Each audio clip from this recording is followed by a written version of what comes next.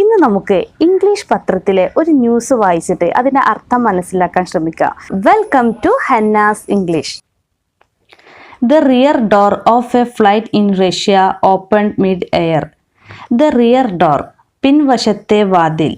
Rear എന്ന് പറഞ്ഞാൽ പിൻവശത്തെ. The rear door, പിൻവശത്തെ വാതിൽ. Of a flight, ഒരു വിമാനത്തിൻ്റെ. ഫ്ലൈറ്റ് എന്ന് പറഞ്ഞാൽ വിമാനം. ഓഫ് എ ഫ്ലൈറ്റ്, ഒരു വിമാനത്തിൻ്റെ. ഇൻ റഷ്യ, റഷ്യയിൽ. ഓപ്പൺഡ്, തുറന്നു. മിഡ് എയർ, വായുവിൽ വെച്ച്. എയർ എന്ന് പറഞ്ഞാൽ വായു. മിഡ് എയർ, വായുവിൽ വെച്ച്. അപ്പോൾ ആ സെൻറ്റൻസിൻ്റെ മുഴുവൻ അർത്ഥം എങ്ങനെ വരിക?